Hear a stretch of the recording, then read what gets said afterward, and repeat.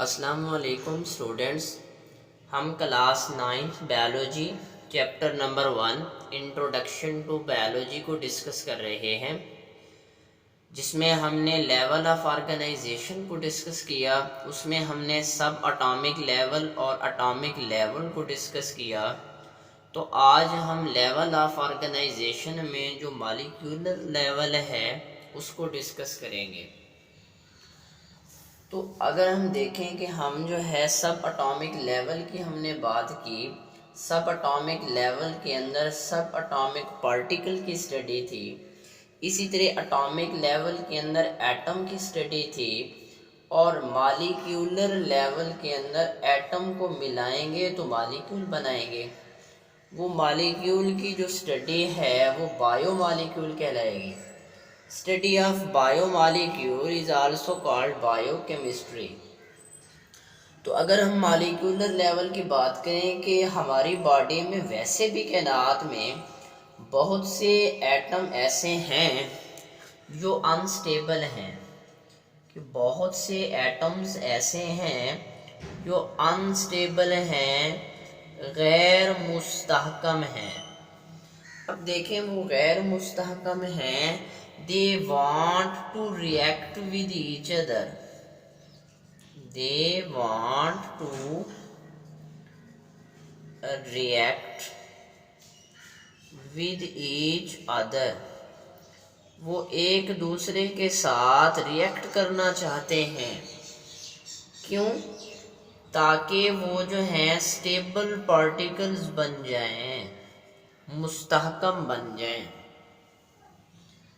It mean, इसका मतलब ये हुआ they are called molecule.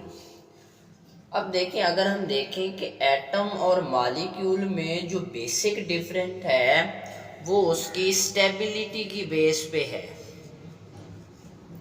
Atom और मॉलिक्यूल के अंदर जो बेसिक डिफरेंस है वो स्टेबिलिटी की बुनियाद पे है, कि एटम स्टेबल भी हो सकता है और नहीं भी, लेकिन ज़्यादा एटम अनस्टेबल होते हैं। जो मॉलिक्यूल है वो हर हाल में स्टेबल होता है।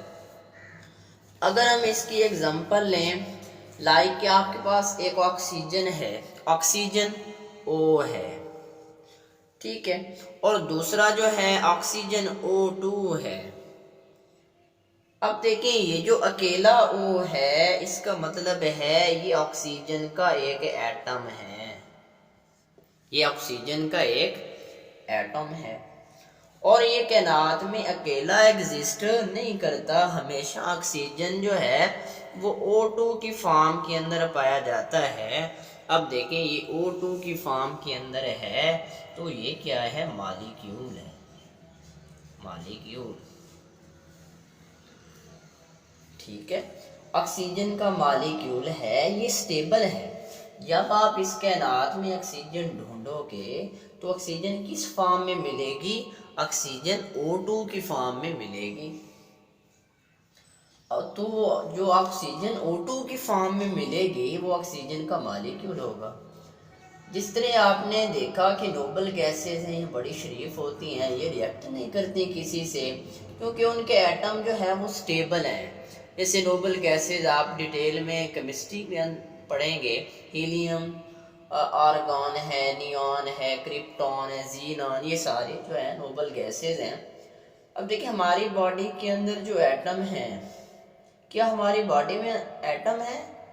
जी बिल्कुल, एटम हैं, अकेले अकेले हैं या वो एक दूसरे के साथ रिएक्ट कर रहे हैं, ये जुड़े हुए हैं। देखें, हमारी बॉडी के अंदर जो एटम हैं, these not occur in isolated form, वो अकेले अकेले नहीं है, वो तो जुड़े हुए हैं। तो वो मॉलिक्यूल बने हुए हैं, वो किस फॉर्म में हैं? दे कंबाइन विद ईच अदर, वो एक दूसरे के साथ कंबाइन करते हैं। कैसे कैसे कंबाइन करते हैं? Through bonding. They combine with each other through ionic, या जो है वो कोवेलेंट बॉन्ड के ज़रिए आपस में जुड़े होंगे, या वो आयनिक बॉन्ड होगा या जो है कोवेलेंट बॉन्ड होगा। आयनिक या कोवेलेंट बॉन्ड के जरिए वो आपस में जुड़े होंगे। कोवेलेंट बॉन्ड अगर देखें तो ये शेयरिंग ऑफ इलेक्ट्रॉन होता है बिटवीन टू और मोर एटम, और जो आयनिक बॉन्ड है ये व्हेन टू और more ion come together by the charge differences is called ionic bond. तो यहाँ पे अगर हम देखें कि they form stable particle called molecule, और वो कौन से मॉलिक्यूल, बायो मॉलिक्यूल, मॉलिक्यूल और देमसेल्फ कंस्ट्रक्टेड मॉलिक्यूल खुद ब खुद बन जाएंगे। कैसे? अब देखें आपस में इनकी ग्रेट वैरायटी के अंदर एक दूसरे के साथ ही कंबाइन होते हैं। इसके बाद हम देखेंगे types of molecule on the base of molecular weight. Molecular weight की बुनियाद पे मॉलिक्यूल्स की कितनी अक़साम हैं। मॉलिक्यूलर वेट की बुनियाद पे मॉलिक्यूल्स की कितनी अक़साम हैं, तो इसमें एक माइक्रो मॉलिक्यूल है, माइक्रो मॉलिक्यूल, और मैक्रो मॉलिक्यूल।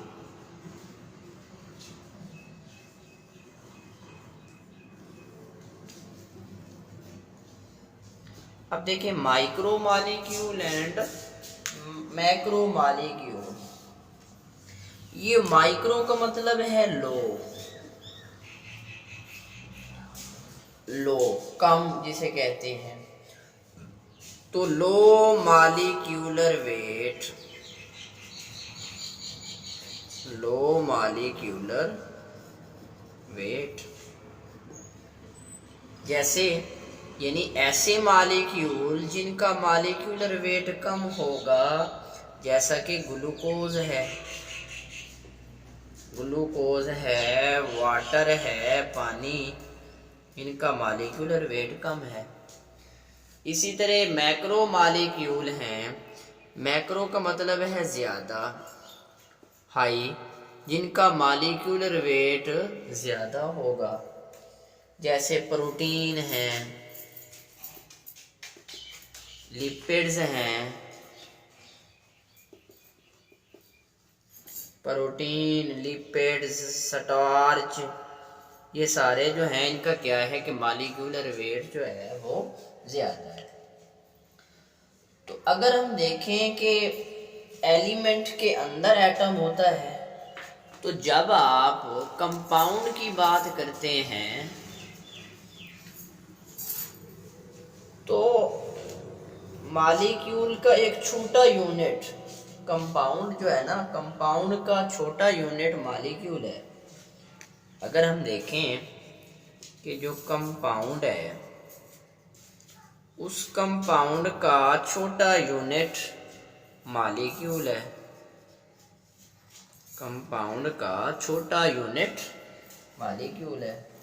तो मॉलिक्यूल एक छोटा यूनिट हुआ कंपाउंड का, और ये मॉलिक्यूल तमाम प्रॉपर्टीज रिटेन करता है जो एक कंपाउंड में होनी चाहिए। तो जी स्टूडेंट्स, आज हमने देखा मॉलिक्यूलर लेवल के बारे में। इससे पहले हमने सब एटॉमिक लेवल की बात की एंड एटॉमिक लेवल की बात की। आज हमने मॉलिक्यूलर लेवल के बारे में देखा। तो जी स्टूडेंट्स, अगर किसी का कोई क्वेश्चन हो तो वो कमेंट सेक्शन में हमें ज़रूर कमेंट करें।